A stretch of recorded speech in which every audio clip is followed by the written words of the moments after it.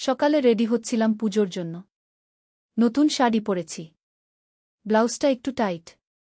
আয়নার সামনে দাঁড়িয়ে আছি। ছেলে এসে বলল, মা, ব্লাউজের হুক লাগিয়ে দিই। আমি বললাম, হ্যাঁ। সে আমার পেছনে দাঁড়িয়ে ব্লাউজের হুক লাগাচ্ছে।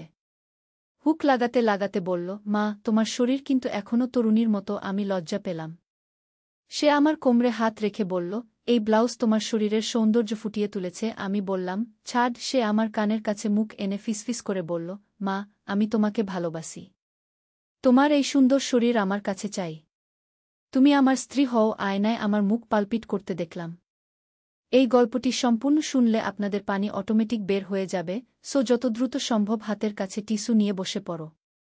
বিছানার চাদর যেন নষ্ট না হয় সেটা সম্পূর্ণ খেয়াল রাখার অনুরোধ জানিয়ে গল্পটি এখন শুরু করব। তার আগে সর্বশেষ অনুরোধ, দয়া করে এমন পানি বের করার গল্প নিয়মিত শুনতে আমাদের চ্যানেলটি সকলেই সাবস্ক্রাইব করুন। ধন্যবাদ। হ্যালো বন্ধুরা, আমার নাম শ্রেয়া দত্ত। আমার বয়স 40 বছর। আমার স্বামীর নাম অভিজিৎ দত্ত, বয়স 44 বছর। আমাদের 2 সন্তান, রোহিত আর তিয়া। রোহিত 21 বছর বয়সী, ইউনিভার্সিটিতে পড়ে। তিয়া 14 বছর বয়সী, হাই স্কুলে যায়। আজকের ঘটনাটা আমার জীবনের সবচেয়ে অদ্ভুত রহস্যময় অভিজ্ঞতা। আমি যা বলতে যাচ্ছি তা বিশ্বাস করা আপনাদের কঠিন হবে, কিন্তু এর প্রতিটি কথা সত্য। সেদিন বিকালে রোহিত ইউনিভার্সিটি থেকে ফিরে খুব উৎসাহিতভাবে বলল, মা, আজ প্রত্নতত্ত্বের ক্লাসে অদ্ভুত একটা জিনিস দেখানো হলো। স্যার বললেন, আমাদের এলাকার কাছেই একটা প্রাচীন গুহা আছে যেখানে সহস্র বছরের পুরনো একটা রহস্যময় পাথর রয়েছে। আমি বললাম, কী রকম পাথর? রোহিত খুব উৎসাহ নিয়ে বলতে লাগল, মা, স্যার বললেন সেই পাথরে আলো দিলে একটা মানচিত্র ভেসে ওঠে। আর সেই মানচিত্র অনুসরণ করলে নাকি পাওয়া যায় এক অবিশ্বাস্য ধনভাণ্ডার। কিন্তু একটা অদ্ভুত শর্ত আছে, সেই পাথরের কাছে যেতে হয় পূর্ণিমার রাতে। আমি হেসে বললাম, আরে এসব কি বাচ্চাদের গল্প? তুমি পড়াশোনায় মন দাও। কিন্তু রোহিত ছাড়ার পাত্র নয়। সে বলল, মা, স্যার বলেছেন কালকেই পূর্ণিমা। আর সেই গুহা এখান থেকে মাত্র 10 কিলোমিটার দূরে। সন্ধ্যায় তিয়া স্কুল থেকে ফিরে এই গল্প শুনে বলল, দিদিভাই, আমিও যাব। আমার সবচেয়ে প্রিয় বিষয় ইতিহাস আর রহস্য। আমি চিন্তিত হয়ে বললাম, তোমরা দুজনে মিলে কি পাগলের মতো কথা বলছ? রাতে গুহায় যাওয়া? একদম না। কিন্তু অভিজিৎ অফিস থেকে ফিরে এসে রোহিতের গল্প শুনে বলল, শুনতে তো খুব আকর্ষণীয় লাগছে। আমারও কৌতূহল হচ্ছে। রোহিত আরও উৎসাহিত হয়ে বলল, বাবা, স্যার আরও বলেছেন যে এই পাথরটা সম্ভবত মৌর্য যুগের। আর সেই সময়কার লোকেরা এই পাথরে তাদের সবচেয়ে মূল্যবান সম্পদের স্থান চিহ্নিত করে রেখেছিল। তিয়া লাফিয়ে বলল, ব্যাপক! আমরা সত্যিকারের ট্রেজার হান্টার হয়ে যাব। আমি বললাম, কিন্তু ওই গুহায় নিশ্চয়ই নানা রকম বিপদ আছে। সাপখোপ, জানোয়ার। অভিজিৎ বলল, শ্রেয়া, আমরা একটু দেখেই আসতে পারি। রোহিত তো বড় হয়ে গেছে, ওর সাথে থাকলে কোনো সমস্যা নেই। অনেক ভাবনাচিন্তার পর আমি রাজি হলাম। পরের দিন সকালেই আমরা প্রস্তুতি নিতে শুরু করলাম। টর্চলাইট, খাবার, পানি, প্রাথমিক চিকিৎসার বাক্স সব গুছিয়ে নিলাম। সন্ধ্যায় খাওয়া দাওয়া সেরে আমরা বের হলাম। গাড়িতে করে প্রায় আধ ঘণ্টা যাওয়ার পর একটা জঙ্গলের মুখে পৌঁছালাম। রোহিত মোবাইলের ম্যাপ দেখিয়ে বলল, এখান থেকে পায়ে হেঁটে 2 কিলোমিটার যেতে হবে। চাঁদের আলো, পথ স্পষ্ট দেখা যাচ্ছিল। জঙ্গলের মধ্য দিয়ে হাঁটতে হাঁটতে তিয়া বলল, মা, আমার খুব রোমাঞ্চ হচ্ছে। মনে হচ্ছে আমরা কোনো ফিল্মের গল্পে এসে পড়েছি। প্রায় 1 ঘণ্টা হাঁটার পর আমরা একটা বিশাল পাহাড়ের নিচে পৌঁছালাম। সেখানে সত্যিই একটা গুহার মুখ দেখতে পেলাম। অভিজিৎ টর্চলাইট জ্বালিয়ে গুহার ভেতর দেখল। ভেতরটা বেশ প্রশস্ত। রোহিত বলল, আমাদের আরও ভেতরে যেতে হবে। স্যার বলেছেন পাথরটা গুহার একদম শেষ প্রান্তে। গুহার ভেতর ঢুকতেই একটা অদ্ভুত শীতল হাওয়া অনুভব করলাম। দেয়ালে বিচিত্র সব চিত্রকর্ম আঁকা। তিয়া টর্চের আলো দেয়ালে ফেলে বলল, ওয়াও! এগুলো কত পুরনো হতে পারে। প্রায় 10 মিনিট হাঁটার পর আমরা গুহার শেষ প্রান্তে পৌঁছালাম। সেখানে সত্যিই একটা অদ্ভুত পাথর দেখতে পেলাম। পাথরটা প্রায় 6 ফুট উঁচু আর বেশ চওড়া। তার গায়ে অজানা ভাষায় নানা রকম লেখা খোদাই করা। অভিজিৎ পাথরটার উপর টর্চের আলো ফেলতেই হঠাৎ একটা অবিশ্বাস্য ঘটনা ঘটল। পাথরের গায়ে নানা রঙের আলো জ্বলে উঠল এবং একটা স্পষ্ট মানচিত্র ভেসে উঠল। তিয়া অবাক হয়ে বলল, মা, এটা জাদু নাকি সত্যি? আমি নিজেও বিস্মিত হয়ে দেখছিলাম। মানচিত্রে আমাদের বাড়ি থেকে শুরু করে একটা পথ দেখানো হচ্ছিল যা গিয়ে শেষ হয়েছে পাশের জেলার একটা পুরনো দুর্গে। রোহিত উৎসাহে বলল, দেখেছ? স্যার একদম ঠিক বলেছিলেন। এই মানচিত্র অনুসরণ করলেই আমরা সেই ধনভাণ্ডার খুঁজে পাব গো। অভিজিৎ বলল, কিন্তু এই দুর্গে যেতে তো প্রায় 3 দিন লাগবে গো। আমি চিন্তিত হয়ে বললাম, তোমরা কি পাগল হয়ে গেছ? এখন আবার নতুন অ্যাডভেঞ্চারে বের হবে? কিন্তু তিয়া বলল, মা প্লিজ, জীবনে এরকম সুযোগ আর পাব না। আমরা সবাই মিলে একটা পারিবারিক অ্যাডভেঞ্চার করি গিয়ে। রোহিত বলল, মা আমি সব খোঁজখবর নিয়েছি। সেই দুর্গটা এখন সরকারি ট্যুরিস্ট স্পট। আমরা নিরাপদে যেতে পারব। অভিজিৎ বলল, শ্রেয়া তোমার অফিসে তো কয়েকদিনের ছুটি আছে, আমিও নিয়ে নেব। চলো একটা ভিন্ন অভিজ্ঞতা করি কি। পরের দিন সকালে আমরা ট্রেকিং এর জন্য সব প্রয়োজনীয় জিনিস কিনলাম। টেন্ট, স্লিপিং ব্যাগ, রান্নার সরঞ্জাম, প্রচুর খাবার আর পানি। তিয়া খুব খুশি হয়ে বলল, আমার কাছে কম্পাস আছে, আমি নেভিগেটর হব গো। 2 দিন পর আমরা যাত্রা শুরু করলাম। প্রথমে ট্রেনে করে গেলাম কাছের একটা স্টেশনে। সেখান থেকে বাসে করে দুর্গের নিচের গ্রামে পৌঁছালাম। গ্রামের লোকজন আমাদের দেখে অবাক হল। একজন বয়স্ক লোক এসে বলল, আপনারা কেন এই দুর্গে যেতে চান? ওখানে নাকি অদ্ভুত সব ঘটনা ঘটে কি? রোহিত জিজ্ঞেস করল, কি রকম ঘটনা? বৃদ্ধ লোকটি বলল, শুনেছি রাতের বেলা ওই দুর্গ থেকে নীল আলো বের হয়, আর যারা সেই আলো দেখে তারা নাকি স্বপ্নে অদ্ভুত সব জায়গার দর্শন পায়। তিয়া ভয় পেয়ে আমার হাত ধরে বলল, মা আমাদের কি যাওয়া উচিত? আমি সাহস করে বললাম, এসেই তো গেছি, দেখি কি হয়। পরের দিন সকালে আমরা দুর্গের দিকে ট্রেকিং শুরু করলাম। পাহাড়ি পথ বেশ কঠিন। প্রায় 5 ঘন্টা হাঁটার পর আমরা দুর্গের নিচে পৌঁছালাম। দুর্গটা দেখতে ভয়ঙ্কর সুন্দর। প্রাচীন পাথরে তৈরি, চারদিকে জঙ্গল। অভিজিৎ বলল, এখানে আমরা ক্যাম্প করব গো। সন্ধ্যায় আমরা টেন্ট খাটিয়ে খাবার তৈরি করলাম। রাতে খাওয়া দাওয়ার পর রোহিত মানচিত্র বের করে বলল, এই মানচিত্র অনুযায়ী আমাদের দুর্গের মূল হোলঘরে যেতে হবে গু। মধ্যরাতে আমরা দুর্গের ভেতর ঢুকলাম। অন্ধকার করিডর, ভাঙা সিঁড়ি, সব মিলিয়ে একটা রহস্যময় পরিবেশ। তিয়া আমার হাত শক্ত করে ধরে রাখল। প্রায় আধ ঘণ্টা খোঁজাখুঁজির পর আমরা একটা বিশাল হোলঘরে পৌঁছালাম। সেই ঘরের মাঝখানে একটা পাথরের বেদি। রোহিত টর্চের আলো সেই বেদির উপর ফেলতেই আবার সেই অবিশ্বাস্য ঘটনা ঘটল। বেদির উপর রাখা একটা প্রাচীন শিলালিপিতে সোনালি আলো জ্বলে উঠল। আর সেই আলোর মধ্যে আমরা দেখলাম একটা গোপন কক্ষের পথ। অভিজিৎ বলল, এটা তো সত্যিই অবিশ্বাস্য। চলো সেই কক্ষে যাই। সেই গোপন পথ ধরে আমরা একটা ছোট কক্ষে প্রবেশ করলাম। সেখানে আমরা যা দেখলাম তা আমাদের সবার চোখ কপালে তুলে দিল। কক্ষের মাঝখানে একটা সোনার তৈরি ছোট মন্দির, আর তার সামনে সাজানো রয়েছে প্রাচীন মুদ্রা, রত্নপাথর, সোনার অলংকার। তিয়া অবাক হয়ে বলল, এটা কি সত্যি নাকি স্বপ্ন দেখছি? রোহিত একটা প্রাচীন পুঁথি তুলে নিয়ে পড়তে চেষ্টা করল। হঠাৎ সেই পুঁথি থেকে একটা উজ্জ্বল আলো বের হল, আর সেই আলোর মধ্যে আমরা দেখতে পেলাম একটা প্রাচীন রাজা। রাজা বললেন, আমি মহারাজা চন্দ্রগুপ্ত। এই ধনভাণ্ডার আমি রেখে গেছি সেই পরিবারের জন্য যারা সত্যিকারের ভালোবাসা আর একতার সাথে এখানে আসবে। আমরা সবাই ভয়ে কাঁপতে লাগলাম। কিন্তু রাজা হেসে বললেন, ভয় পেজো না, তোমাদের পারিবারিক বন্ধন দেখে আমি খুশি হয়েছি। এই ধনভাণ্ডার তোমাদের প্রাপ্ত। তিয়া সাহস করে জিজ্ঞেস করল, মহারাজ আমরা এগুলো নিয়ে যেতে পারব? রাজা বললেন, তবে একটা শর্ত আছে। এই ধনভাণ্ডার দিয়ে তোমরা শুধু ভালো কাজ করবে, গরিব মানুষদের সাহায্য করবে। আমি বললাম, অবশ্যই মহারাজ, আমরা প্রতিজ্ঞা করছি। রাজা তখন আস্তে আস্তে অদৃশ্য হয়ে গেলেন। আমরা সেই ধনভাণ্ডার নিয়ে দুর্গ থেকে বের হলাম। পরের দিন আমরা গ্রামে ফিরে সেই বৃদ্ধ লোকটিকে সব ঘটনা বললাম। তিনি অবাক হয়ে বললেন, আপনারা কি সত্যিই মহারাজা চন্দ্রগুপ্তকে দেখেছেন? আমাদের পূর্বপুরুষেরা বলে গেছেন, তিনি শুধু সত্যিকারের ভালো মানুষদের কাছেই আবির্ভূত হন। বাড়ি ফিরে আমরা সেই ধনভাণ্ডার দিয়ে প্রথমেই আমাদের এলাকার একটা স্কুল তৈরি করলাম, তারপর একটা হাসপাতাল, আর গরিব পরিবারগুলোর মেয়েদের পড়াশোনার জন্য বৃত্তি চালু করলাম। রোহিত এখন ইউনিভার্সিটিতে প্রত্নতত্ত্ব নিয়ে গবেষণা করছে। তিয়া স্কুলে ইতিহাসে প্রথম হয়েছে। আর আমাদের পরিবারের বন্ধন আরও মজবুত হয়েছে।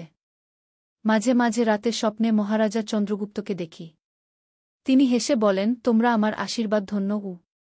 কিন্তু সবচেয়ে অদ্ভুত ব্যাপার হল আমাদের বাড়ির ছাদে এখন মাঝে মাঝেই নীল আলো দেখা যায়। গ্রামের লোকজন বলে এটা মহারাজার আশীর্বাদের নিদর্শন। এই ঘটনার পর আমাদের পরিবারে আরও একটা অদ্ভুত পরিবর্তন এসেছে। আমরা সবাই এখন একে অপরের মন পড়তে পারি। তিয়া স্কুলে কি খাবে সেটা আমি আগে থেকেই জানতে পারি। রোহিত কোনো বই পড়বে সেটা অভিজিৎ আগে থেকেই বুঝে ফেলে। একদিন আমি রান্নাঘরে রান্না করছিলাম। হঠাৎ মনে হলো তিয়া আমাকে ডাকছে। কিন্তু তিয়া তো স্কুলে। আমি বাইরে দেখি তিয়া সত্যিই স্কুল থেকে ফিরে এসেছে আর আমাকে খুঁজছে।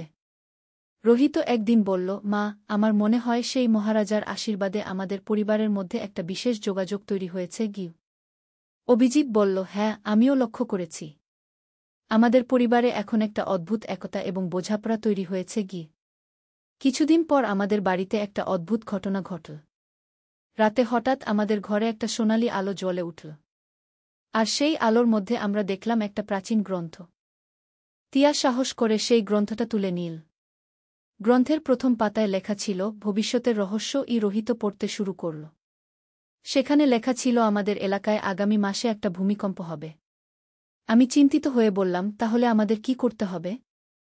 অভিজিৎ বলল, আমরা গ্রামের সবাইকে সতর্ক করে দেব গো। পরের দিন আমরা গ্রামের প্রধানের সাথে দেখা করে সব বললাম। প্রথমে তিনি বিশ্বাস করতে চাইলেন না। কিন্তু যখন আমরা সেই প্রাচীন গ্রন্থটা দেখালাম, তিনি অবাক হয়ে গেলেন। গ্রামের প্রধান বললেন, এই গ্রন্থে তো আমাদের গ্রামের ইতিহাসও লেখা আছে, যেগুলো শুধু আমার দাদার দাদা জানতেন। আমরা সবাই মিলে গ্রামের লোকজনকে নিরাপদ জায়গায় যাওয়ার জন্য প্রস্তুতি নিতে বললাম। ঠিক 1 মাস পর সত্যিই ভূমিকম্প হল। কিন্তু আমাদের সতর্কতার কারণে কেউ আহত হল না। গ্রামের মানুষজন আমাদের কৃতজ্ঞতা জানিয়ে বলল, আপনারা না থাকলে আমরা সবাই বিপদে পড়তাম গো। এরপর থেকে সেই প্রাচীন গ্রন্থ আমাদের পরিবারের একটা বিশেষ সম্পদ হয়ে উঠল। প্রতি পূর্ণিমার রাতে সেই গ্রন্থে নতুন নতুন ভবিষ্যতের ইঙ্গিত ভেসে ওঠে। একদিন রাতে গ্রন্থে দেখলাম আমাদের এলাকায় একটা বড় বন্যা হবে। আমরা আবার সবাইকে সতর্ক করে দিলাম। সত্যিই বন্যা হল, কিন্তু আমাদের প্রস্তুতির কারণে কোনো ক্ষয়ক্ষতি হল না। তিয়া একদিন বলল, মা, আমার মনে হয় মহারাজা চন্দ্রগুপ্ত আমাদের এই বিশেষ ক্ষমতা দিয়েছেন মানুষের সেবা করার জন্য গো। রোহিত বলল, আমি ইউনিভার্সিটিতে এই বিষয়ে গবেষণা করছি। প্রফেসর সাহেব বলেছেন এরকম ঘটনা বিজ্ঞানের ভাষায় কোয়ান্টাম এন্ট্যাঙ্গলমেন্ট বলা যেতে পারে গি। অভিজিৎ বলল, যাই হোক, আমাদের এই ক্ষমতা ব্যবহার করে আরও মানুষের উপকার করতে হবে গি। কয়েক মাস পর আমাদের বাড়িতে একদিন অদ্ভুত একটা ঘটনা ঘটল। সকালে ঘুম থেকে উঠে দেখি আমাদের বাগানে একটা নতুন গাছ গজিয়েছে। সেই গাছের ফল দেখতে অনেকটা আম্রপালির মতো, কিন্তু রং সোনালি। তিয়া কৌতূহলী হয়ে একটা ফল পেড়ে খেল। খাওয়ার পর সে বলল, মা, এই ফল খেয়ে আমি অনেক শক্তিশালী অনুভব করছি। মনে হচ্ছে আমি যে কোনো কঠিন কাজ করতে পারব গো। রোহিত একটা ফল খেয়ে বলল, সত্যি? আমার মনে হচ্ছে আমার বুদ্ধিমত্তা বেড়ে গেছে গি। আমি আর অভিজিৎ একটা করে ফল খেলাম। সত্যিই একটা অদ্ভুত শক্তি অনুভব করলাম। মনে হলো আমি যে কোনো সমস্যার সমাধান করতে পারি। কিছুদিন পর আমাদের এলাকায় একটা বড় সমস্যা দেখা দিল। খরার কারণে সব কূপ শুকিয়ে গেল। মানুষজন পানির জন্য হাহাকার করতে লাগল। রোহিত বলল, মা, আমার মনে হয় সেই প্রাচীন গ্রন্থে এর সমাধান আছে গি। আমরা গ্রন্থ খুলে দেখলাম। সেখানে একটা গোপন ভূগর্ভস্থ জলাধারের কথা লেখা আছে। মানচিত্র অনুযায়ী সেটা আমাদের বাড়ি থেকে 5 কিলোমিটার দূরে। অভিজিৎ বলল, চলো আমরা খুঁজে বের করি গি। পরের দিন আমরা সেই জায়গায় গেলাম। গ্রন্থে দেখানো চিহ্ন অনুযায়ী একটা নির্দিষ্ট পাথরের নিচে খুঁড়তে শুরু করলাম। কয়েক ফুট খোঁড়ার পর সত্যিই একটা ভূগর্ভস্থ জলাধার পেলাম।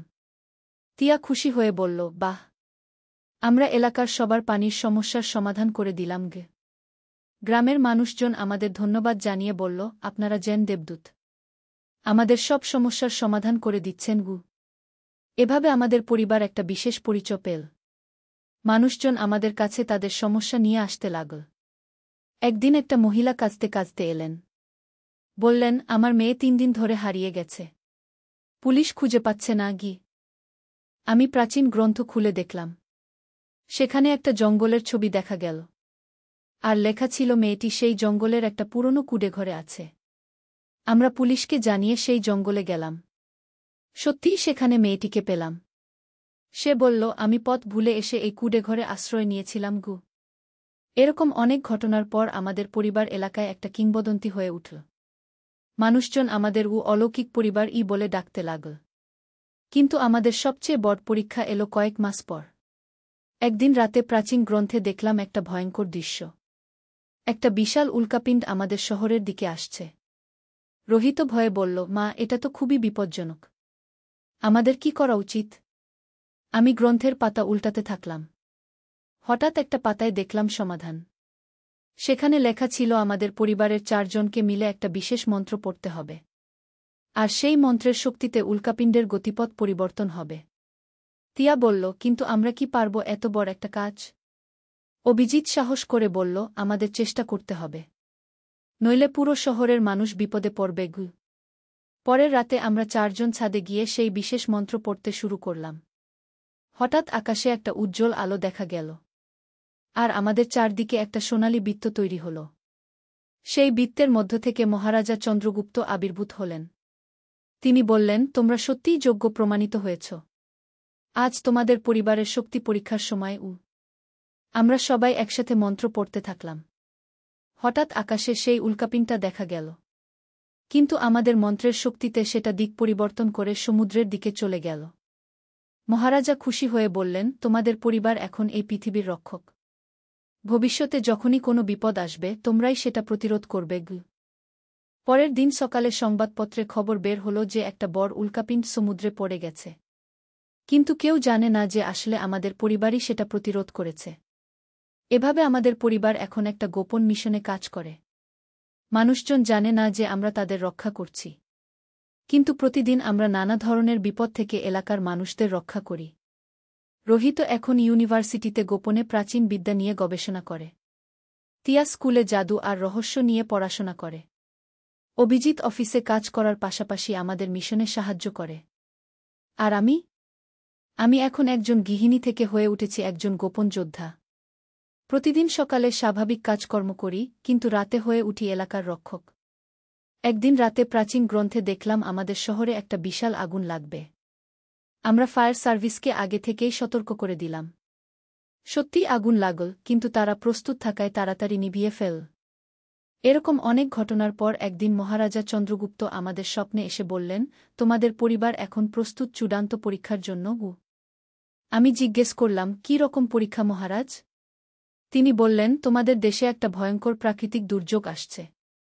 সেটা প্রতিরোধ করতে হলে তোমাদের পরিবারের সবাইকে মিলে একটা মহাযজ্ঞ করতে হবে।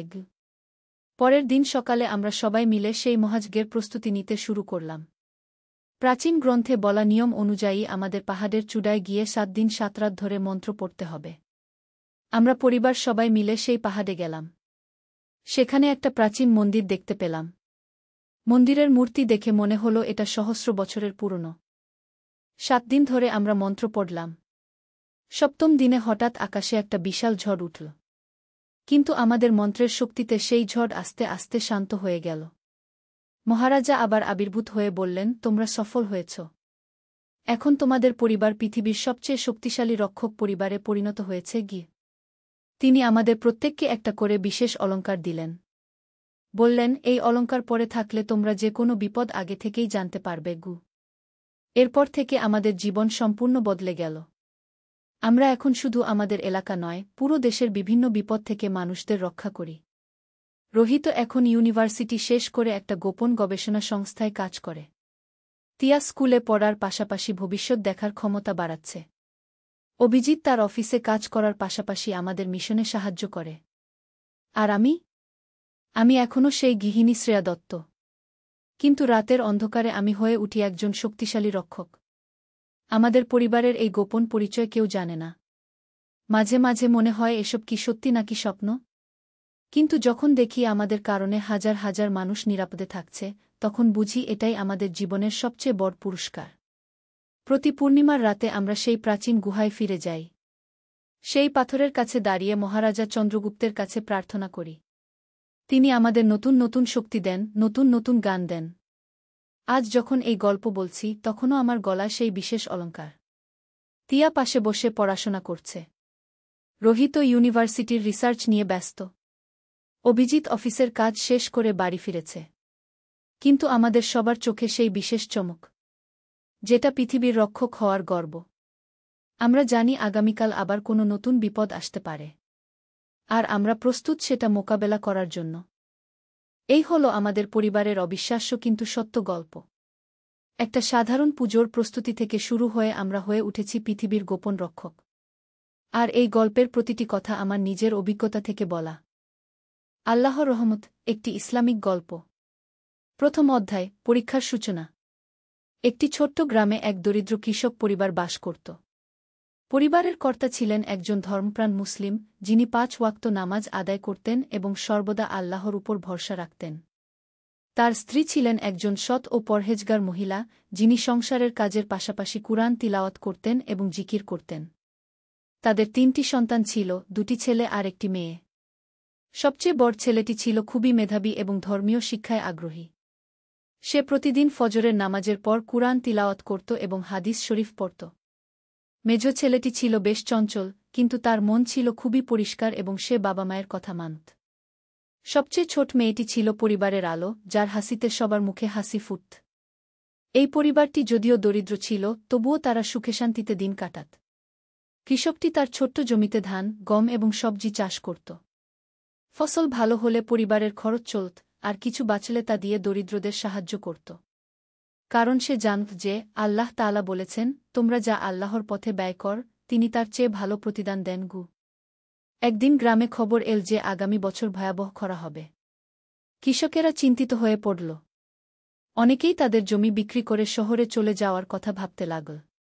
কিন্তু এই ধর্মপ্রাণ কৃষক তার স্ত্রীকে বলল, আল্লাহর উপর ভরসা রাখি। তিনি আমাদের জন্য যা ভালো তাই করবেন। আমরা এখানেই থাকব এবং আল্লাহর রহমতের অপেক্ষায় থাকব।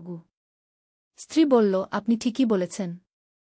আল্লাহ তাআলা কুরআনে বলেছেন, যে আল্লাহর উপর ভরসা করে, তার জন্য তিনিই যথেষ্ট। আমরা দোয়া করব এবং সবর করব। দ্বিতীয় অধ্যায়, পরীক্ষার কঠিনতম সময়। পরের বছর সত্যিই ভয়াবহ খরা নামল। আকাশে মেঘের দেখা নেই। নদীনালা শুকিয়ে গেল। কুয়ার পানি নেমে গেল। ফসল শুকিয়ে যেতে লাগল। গ্রামের অনেক পরিবার দুর্ভিক্ষের মুখোমুখি হল। কৃষকের পরিবারেও খাদ্যের অভাব দেখা দিল। কিন্তু তারা কখনো হাল ছাড়ল না। প্রতিদিন তারা একসাথে নামাজ পড়ত এবং আল্লাহর কাছে দোয়া করত। বড় ছেলেটি তার বাবাকে জিজ্ঞাসা করল, বাবা, আল্লাহ কেন আমাদের এই কষ্ট দিচ্ছেন? বাবা ধৈর্য সহকারে বলল, বেটা, আল্লাহ তাআলা আমাদেরকে পরীক্ষা করেন। তিনি কুরআনে বলেছেন, আমি অবশ্যই তোমাদেরকে কিছু ভয়, ক্ষুধা এবং জানমাল ও ফসলের ক্ষতি দ্বারা পরীক্ষা করব। আর ধৈর্যশীলদের সুসংবাদ দাও, এই কষ্ট আমাদের ধৈর্যের পরীক্ষা। আমরা যদি সবর করি এবং আল্লাহর উপর ভরসা রাখি, তাহলে তিনি আমাদের জন্য এর চেয়ে ভালো কিছু রেখেছেন গু। দিন যেতে থাকল। পরিবারের খাবারের পরিমাণ কমতে থাকল। কিন্তু তারা কখনো অভিযোগ করল না। বরং আরও বেশি করে আল্লাহর জিকির করতে থাকল। মা তার সন্তানদের বলত, আল্লাহ তাআলা বলেছেন, ধৈর্যের সাথে নামাজ ও জিকরের মাধ্যমে সাহায্য চাও। আমরা যত কষ্টেই থাকি না কেন, আল্লাহর ইবাদত ছাড়ব না। একদিন পরিবারের খাবার প্রায় শেষ হয়ে এল। বাড়িতে শুধু এক মুঠো চাল বাকি ছিল। কৃষক তার স্ত্রীকে বলল, এই চাল দিয়ে একটু পায়েস বানাও। আমরা সবাই মিলে ভাগ করে খাব। ঠিক সেই সময় দরজায় কেউ একজন কড়া নাড়ল। দরজা খুলে দেখা গেল এক অভুক্ত পথিক দাঁড়িয়ে আছে। তার চোখে মুখে ক্ষুধার ছাপ। সে অনুনয় করে বলল, আমি 3 দিন ধরে খাইনি। আপনাদের কাছে যদি একটু খাবার থাকে কি? কৃষক একটু দ্বিধা না করে বলল, আসুন ভিতরে। আমাদের কাছে যা আছে তা দিয়েই আপনাকে খাওয়াবু। স্ত্রী সেই এক মুঠো চাল দিয়ে পায়েস বানিয়ে মেহমানকে খাওয়াল। পথিক তৃপ্তি সহকারে খেয়ে দোয়া দিল এবং চলে গেল। সেই রাতে পরিবারের সকলে উপোস থাকল, কিন্তু কেউ অভিযোগ করল না। তারা জানত যে মেহমানদারি করা একটি মহান ইবাদত। তৃতীয় অধ্যায়, প্রথম আশার আলো। পরদিন ভোরে কৃষক যখন তার ছোট্ট জমিটি দেখতে গেল, তখন একটি অবিশ্বাস্য দৃশ্য দেখল। তার শুকনো জমির এক কোণায় একটি ছোট্ট ঝর্ণা বইতে শুরু করেছে। স্বচ্ছ পানি মাটি ভেদ করে বেরিয়ে আসছে। সে দৌড়ে বাড়িতে গিয়ে স্ত্রী ও সন্তানদের ডাকল। সবাই এসে এই অলৌকিক দৃশ্য দেখল। তারা সবাই আল্লাহর শুকরিয়া আদায় করল। কৃষক বলল, আল্লাহু আকবার। আল্লাহর কুদরত দেখ। তিনি বলেছেন, তোমরা আমাকে স্মরণ কর, আমিও তোমাদের স্মরণ রাখব। এই পানি দিয়ে তারা প্রথমে অজু করে নামাজ পড়ল। তারপর সবাই মিলে পানি পান করল এবং কিছু ফসলে সেচ দিল। খবরটি গ্রামে ছড়িয়ে পড়ল। গ্রামের মানুষেরা এসে দেখল এবং বিস্মিত হল। কেউ কেউ বলল, এটা তো বিস্ময়কর। এত খরার মধ্যে এখানে পানি এল কিভাবে? কৃষক বিনয়ের সাথে বলল, এটা আল্লাহর রহমত। আমরা শুধু তার উপর ভরসা রেখেছি এবং সবর করেছি। গ্রামের ইমাম সাহেব এসে বলল, সুবহান আল্লাহ। আল্লাহ তাআলা কুরআনে বলেছেন, যারা ঈমান আনে এবং নেক কাজ করে তাদের জন্য রয়েছে সুসংবাদ। দুনিয়া ও আখিরাতে আপনাদের ধৈর্য ও মেহমানদারির প্রতিদান আল্লাহ দিয়েছেন। কৃষক বলল, ইমাম সাহেব, এই পানি শুধু আমাদের জন্য নয়।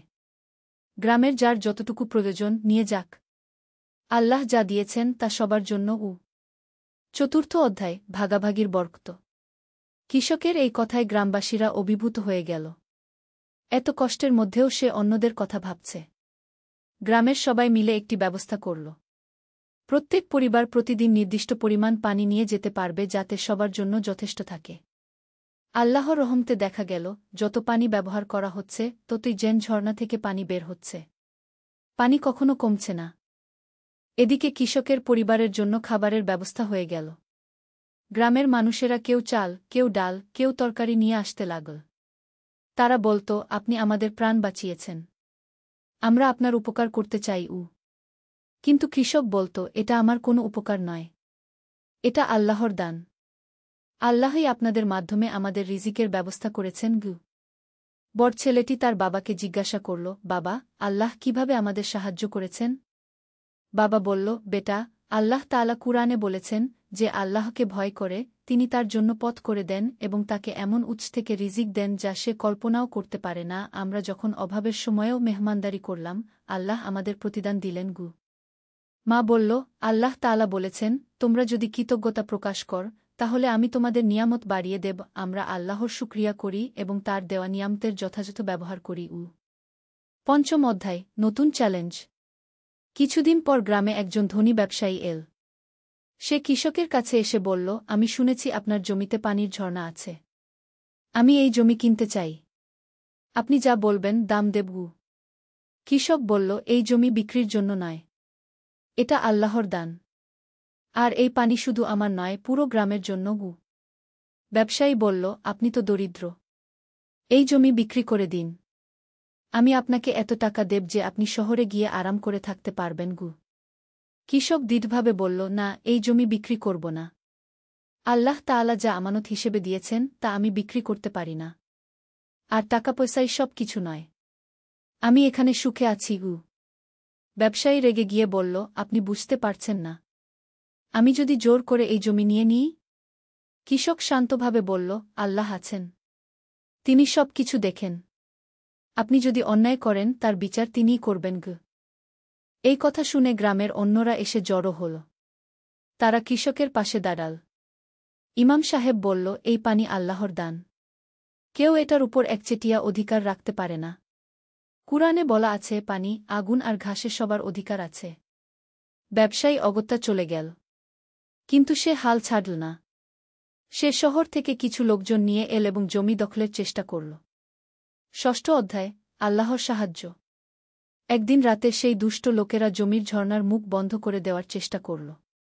কিন্তু আশ্চর্যের বিষয় হল, তারা যতই মাটিপাথর দিয়ে বন্ধ করার চেষ্টা করল ততই যেন পানির স্রোত বেড়ে গেল। ভোরে কৃষক যখন জমিতে গেল, দেখল পানির স্রোত আগের চেয়েও বেশি। আর সেই দুষ্ট লোকেরা ঝর্ণার পাশেই অজ্ঞান হয়ে পড়ে আছে। কৃষক তাদের জ্ঞান ফেরানোর চেষ্টা করল এবং পানি খাওয়াল। তারা জ্ঞান ফিরে পেয়ে বলল, আমরা যখন ঝর্ণা বন্ধ করার চেষ্টা করছিলাম তখন হঠাৎ একটা অদ্ভুত আলো দেখতে পেলাম। তারপর মনে হল কেউ যেন আমাদের ধাক্কা দিয়ে ফেলে দিল। এরপর আর কিছু মনে নেই। কৃষক বলল, আল্লাহর গজব থেকে বাঁচার জন্য তোবা করুন। অন্যায় করবেন না। এই ঘটনার পর ব্যবসায়ী ভয় পেয়ে গেল এবং আর কখনো এদিকে আসেনি। গ্রামবাসীরা বুঝতে পারল যে এই ঝর্ণা শুধু সাধারণ পানির উৎস নয়। এটা আল্লাহর বিশেষ রহমত। তারা এর আরও যত্ন নিতে লাগল এবং প্রতিদিন এখানে এসে আল্লাহর শুকরিয়া আদায় করতে লাগল। সপ্তম অধ্যায়, বরকতময় ফসল। আল্লাহর রহমতে খরা একসময় শেষ হল। আকাশে মেঘ দেখা দিল এবং বৃষ্টি শুরু হল। কিন্তু এতদিন ঝর্ণার পানিতে সেচ দেওয়া জমিগুলোর অবস্থা ছিল আলাদা। সেই জমিতে ফসল হল অস্বাভাবিক ভালো। কৃষকের ছোট্ট জমি থেকে এত ফসল হল যে সে বিশ্বাস করতে পারছিল না। ধান, গম, সবজি সবকিছুতেই বাম্পার ফলন। গ্রামের অন্য কৃষকদের জমিতেও যারা ঝর্ণার পানি ব্যবহার করেছিল তাদের ফসল হয়েছে খুব ভালো। কৃষক তার পরিবারকে নিয়ে শুকরিয়ার নামাজ আদায় করল। তারপর বলল, আল্লাহর এই দান আমরা একা ভোগ করব না। গ্রামের গরিব পরিবারগুলোতে ফসল বিতরণ করব। স্ত্রী বলল, হ্যাঁ, আল্লাহ তাআলা বলেছেন, তোমাদের সম্পদে রয়েছে প্রার্থনাকারী ও বঞ্চিতদের অধিকার। তারা ফসলের একটা বড় অংশ গ্রামের গরিব পরিবারগুলোতে বিতরণ করল। কিছু অংশ বিক্রি করে ঋণী মানুষদের ঋণ পরিশোধে সাহায্য করল। বড় ছেলেটি বলল, বাবা, আমরা এত দান করলাম, আমাদের জন্য কি যথেষ্ট থাকবে? বাবা হেসে বলল, বেটা, আল্লাহর কাছে যা আছে তা কখনো শেষ হয় না। তিনি বলেছেন, তোমরা আল্লাহর পথে যা ব্যয় কর তার প্রতিদানে তিনি তোমাদের আরও দেবেন। অষ্টম অধ্যায়, জ্ঞানের সন্ধানে। ভালো ফসলের বরকতে কৃষকের পরিবারের অবস্থা আগের চেয়ে ভালো হল। এখন তারা নিয়মিত খেতে পারছে এবং কিছু সঞ্চয় হচ্ছে। বড় ছেলেটি তার বাবার কাছে এসে বলল, বাবা, আমি দ্বীনি ইলম শিখতে চাই। শহরে একটি মাদ্রাসা আছে যেখানে কুরআন হাদিস শেখানো হয়। কৃষক খুশি হয়ে বলল, এটা তো খুব ভালো কথা। রাসূল শাহ বলেছেন, জ্ঞান অর্জন করা প্রত্যেক মুসলিম নরনারীর উপর ফরজ, তুমি যাও, ইলম শেখো গো। মা বলল, কিন্তু তোমার খরচ কিভাবে হবে? বাবা বলল, আল্লাহ যিনি এত দিয়েছেন তিনি এর ব্যবস্থাও করে দেবেন। আমরা যা পারি সাহায্য করব। বড় ছেলেটি মাদ্রাসায় ভর্তি হল। প্রথম কিছুদিন খরচের জন্য বাবা মা যা দিতে পারত দিত, কিন্তু একটু কষ্ট হচ্ছিল। একদিন মাদ্রাসার উস্তাদ ছেলেটিকে ডেকে বলল, তোমার পড়াশোনা খুব ভালো। আমি তোমাকে এই মাদ্রাসায় শিক্ষক সহায়ক হিসেবে কাজের সুযোগ দিচ্ছি। এতে তোমার খরচ উঠে যাবে এবং কিছু অতিরিক্ত পাবে। ছেলেটি খুশি হয়ে সে কাজ নিল। এখন আর তার পরিবারে বোঝা হতে হচ্ছে না, বরং সে নিজেই নিজের খরচ চালাচ্ছে। নবম অধ্যায়, সেবার মাধ্যমে নৈকট্য। মেজ ছেলেটি বাড়িতে থেকে বাবার কাজে সাহায্য করতে লাগল। সে খুব পরিশ্রমী ছিল এবং কৃষিকাজে দক্ষ হয়ে উঠল। তাছাড়া সে গ্রামের বয়স্ক ও অসুস্থ মানুষদের সেবা করত। একদিন গ্রামের এক বৃদ্ধ লোক অসুস্থ হয়ে পড়ল। তার কোনো সন্তান ছিল না। মেজ ছেলেটি তার সেবায়ত্ন করতে লাগল। প্রতিদিন সকাল সন্ধ্যা তার খোঁজখবর নিত, ওষুধ এনে দিত, খাবার বানিয়ে খাওয়াত। বৃদ্ধ লোকটি অভিভূত হয়ে বলল, বেটা, তুমি আমার সন্তানের চেয়েও ভালো।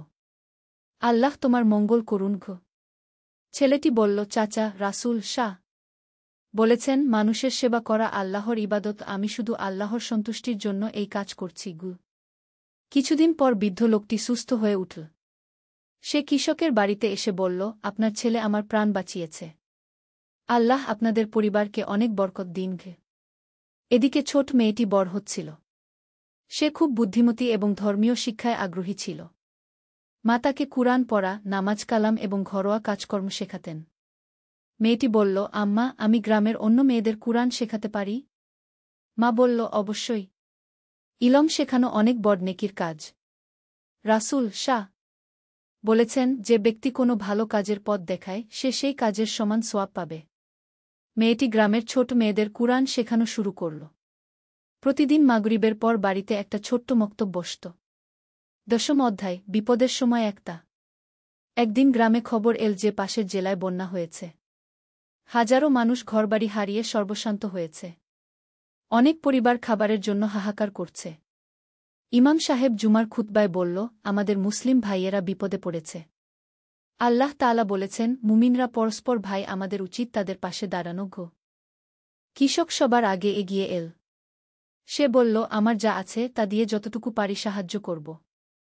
আল্লাহ আমাদের বিপদের সময় সাহায্য করেছিলেন, এখন আমাদের পালা অন্যদের সাহায্য করার। গ্রামের সবাই মিলে একটা ত্রাণ তহবিল গঠন করল। কৃষক তার সঞ্চিত টাকার একটা বড় অংশ দিয়ে দিল। তার স্ত্রী তার সোনার গহনা বিক্রি করে দিয়ে দিল। বড় ছেলেটি মাদ্রাসা থেকে ছুটিতে এসে শুনল এই খবর। সে তার সঞ্চিত সব টাকা দিয়ে দিল। মেজ ছেলে বলল, আমি নিজে গিয়ে ত্রাণ বিতরণে সাহায্য করব। ছোট মেয়ে তার পুতুল ও খেলনা বিক্রি করে টাকা দিয়ে দিল। গ্রামবাসীরা দেখল এই পরিবারের ত্যাগের মনোভাব। তারাও অনুপ্রাণিত হয়ে যার যা সাধ্য দিয়ে দিল। প্রচুর ত্রাণ সামগ্রী সংগ্রহ হল। কয়েকজন যুবক নিয়ে মেজ ছেলেটি বন্যাক্রান্ত এলাকায় গেল। সেখানে গিয়ে তারা দেখল সত্যিই ভয়াবহ অবস্থা। অনেক পরিবার খোলা আকাশের নিচে দিন কাটাচ্ছে। তারা খাবার, কাপড়, ওষুধ বিতরণ করল। আক্রান্ত মানুষদের সাথে কথা বলল, তাদের সাহস দিল। একটি বৃদ্ধা কাঁদতে কাঁদতে বলল, বেটা, আমার সব শেষ হয়ে গেছে। এখন কি করব? মেজ ছেলেটি বলল, নানি, হতাশ হবেন না। আল্লাহ আছেন। তিনি বিপদের পর সুখ দেন। আপনি ধৈর্য রাখুন এবং আল্লাহর উপর ভরসা রাখুন। একাদশ অধ্যায়, শিক্ষা বিস্তারের মাধ্যমে সমাজ সেবা। বন্যার পর ধীরে ধীরে সব স্বাভাবিক হয়ে এল। এই সময় বড় ছেলেটি মাদ্রাসা থেকে ভালো ফলাফল নিয়ে পাস করল। উস্তাদরা তার প্রশংসা করল এবং বলল যে সে একজন ভালো আলেম হওয়ার যোগ্যতা রাখে। সে বাড়িতে এসে বাবা-মাকে বলল, আমি গ্রামে একটা মাদ্রাসা খুলতে চাই। আমাদের গ্রামের ছেলেমেয়েরা যাতে দূরে না গিয়েই দ্বীনি শিক্ষা নিতে পারে। বাবা বলল, এ তো অনেক ভালো পরিকল্পনা। কিন্তু মাদ্রাসা চালানোর জন্য তো অনেক টাকা লাগবে। ছেলেটি বলল, আল্লাহ চাইলে ব্যবস্থা হয়ে যাবে। আমি প্রথমে ছোট করে শুরু করব। আমাদের বাড়ির একটা অংশে কয়েকজন ছাত্র নিয়ে এই কথা শুনে গ্রামের মানুষেরা খুশি হল।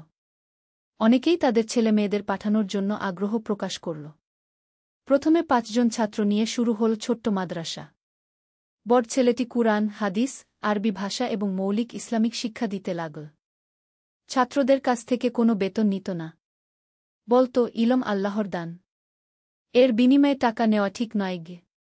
তার খরচ চলত কৃষিকাজের আয় থেকে। বাবা-মা খুশি মনে সাহায্য করত। ধীরে ধীরে ছাত্রের সংখ্যা বাড়তে লাগল। অভিভাবকরা স্বেচ্ছায় চালডাল নিয়ে আসতেন। কেউ কেউ মাদ্রাসার জন্য জায়গা বাড়ানোর খরচে সাহায্য করল।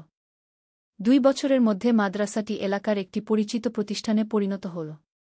শুধু কুরআন হাদিস নয়, এখানে সাধারণ শিক্ষাও দেওয়া হতো। ছেলেমেয়েরা দ্বীনি ইলমের পাশাপাশি গণিত, বাংলা, ইংরেজিও শিখত। দ্বাদশ অধ্যায়, পারিবারিক বন্ধনের মাহাত্ম্য। এদিকে মেজ ছেলেটি বিয়ের বয়স হয়েছে। বাবা-মা একটি ভালো পরিবারে তার বিয়ের প্রস্তাব পাঠাল। মেয়ের পরিবারও ধর্মপ্রাণ এবং তারা এই পরিবারের সুনাম শুনেছিল। বিয়ে হল খুব সাদাসিধেভাবে, কোনো অপচয় না করে, ইসলামিক নিয়ম মেনে। বরের পরিবার বলল, আমরা বিয়েতে অতিরিক্ত খরচ করব না। এই টাকা দিয়ে বরং গরিবদের সাহায্য করব। নতুন বধূটি খুবই ভালো মেয়ে ছিল। সে শাশুড়িকে মাতৃজ্ঞানে সেবা করত এবং সংসারের সব কাজে সাহায্য করত। সে কুরআন তিলাওয়াত করত এবং নিয়মিত নামাজ পড়ত। কিছুদিন পর সে গর্ভবতী হল। পরিবারের সবাই খুশি হল। কৃষক বলল, আল্লাহ আমাদের পরিবারে নতুন সদস্য দিচ্ছেন। আমরা এর শুকরিয়া আদায় করি। একদিন রাতে প্রসবের সময় এল। কিন্তু জটিলতা দেখা দিল। গ্রামের ধাত্রী বলল, হাসপাতালে নিয়ে যেতে হবে। তাৎক্ষণিক চিকিৎসা দরকার। কিন্তু সেই রাতে ভয়াবহ ঝড় চলছিল। রাস্তা বন্ধ। হাসপাতালে যাওয়া সম্ভব নয়। পরিবারের সবাই চিন্তিত হয়ে গেল। তারা একসাথে আল্লাহর কাছে দোয়া করতে লাগল। কৃষক বলল, আল্লাহ, তুমি আমাদের সব সময় সাহায্য করেছ। এই সংকটেও আমাদের সাহায্য করগু। হঠাৎ কে যেন দরজায় কড়া নাড়ল। দরজা খুলে দেখা গেল একজন মহিলা ডাক্তার দাঁড়িয়ে আছে। তিনি বলল, আমি কাছের শহর থেকে আসছিলাম। ঝড়ের কারণে এখানে আশ্রয় নিতে এসেছি। আমি একজন গাইনি ডাক্তার। কোনো সাহায্য দরকার? পরিবারের লোকেরা অবাক হয়ে গেল। এ তো আল্লাহরই সাহায্য। ডাক্তার সাহেবা রোগীকে দেখল এবং সফল অপারেশনের মাধ্যমে একটি সুস্থ ছেলে সন্তানের জন্ম দিলেন। মা ও শিশু দুজনেই সুস্থ ছিল। পরিবারের সবাই কৃতজ্ঞতায় আল্লাহর শুকরিয়া আদায় করল। ডাক্তার সাহেবা বলল, আল্লাহর রহমতে সব ঠিক হয়েছে। আমি যেন ঠিক সময়মতো এসে পৌঁছেছি। কৃষক বলল, এ শুধু কাকতালীয় নয়, এ আল্লাহর বিশেষ রহমত। ত্রয়োদশ অধ্যায়, নতুন প্রজন্মের দায়িত্ব। ছোট নাতি বড় হতে লাগল। সে খুবই বুদ্ধিমান এবং প্রাণবন্ত ছিল। দাদার কোলে বসে কুরআনের আয়াত শুনত এবং নকল করার চেষ্টা করত। একদিন সে দাদাকে জিজ্ঞাসা করল, দাদু, আপনি সব সময় আল্লাহর কথা বলেন কেন? দাদা বলল, বাবা, আল্লাহই আমাদের সব কিছু দিয়েছেন। আমাদের জীবন, স্বাস্থ্য, খাবার, ঘরবাড়ি সব তার দান। আমাদের উচিত তার শুকরিয়া করা এবং তার কথা মনে রাখা। নাতি বলল, আমিও তাহলে আল্লাহর কথা মনে রাখব। দাদা তাকে কোলে নিয়ে বলল, হ্যাঁ বাবা। আর তুমি যখন বড় হবে তখন অন্য মানুষদের সাহায্য করবে। আল্লাহর পথে কাজ করবে। এদিকে ছোট মেয়েটিও বিয়ের বয়স হয়েছে। তার জন্য একটি ভালো পাত্র পাওয়া গেল। ছেলেটি মাদ্রাসায় পড়ালেখা করেছে এবং একটি ইসলামী ব্যাংকে চাকরি করে। মেয়ের বিয়েও খুব সাদাসিধেভাবে হল। বরপক্ষ কোনো যৌতুক চায়নি। বলেছিল, আমরা মেয়ে চাই, টাকা পয়সা নয় গিয়ে। বিয়ের পর মেয়েটি তার স্বামীর সাথে শহরে চলে গেল। কিন্তু নিয়মিত বাবা মায়ের সাথে যোগাযোগ রাখত এবং মাঝে মাঝে বাড়িতে আসত। সে তার নতুন এলাকাতেও ইসলামিক শিক্ষা বিস্তারের কাজ শুরু করল। মহিলাদের কুরআন শেখানো এবং ইসলামিক আদর্শের পথে চলতে উৎসাহিত করত। 14 অধ্যায়, সমাজের প্রতি দায়বদ্ধতা। বছরের পর বছর কেটে গেল। কৃষক এখন বৃদ্ধ হয়েছে। তার চুল পেকে গেছে, শরীর দুর্বল হয়েছে। কিন্তু তার ঈমান ও আল্লাহর প্রতি ভালোবাসা আরও বেড়েছে। গ্রামে এখন অনেক উন্নতি হয়েছে। সেই ঝর্ণার কারণে গ্রামটি এলাকায় পরিচিত হয়ে গেছে। অনেক মানুষ দূর থেকে এসে এই বরকতময় পানি নিয়ে যায়। কৃষকের বড় ছেলে এখন একজন পরিচিত আলেম। তার মাদ্রাসা থেকে অনেক ভালো ছাত্র বের হয়েছে।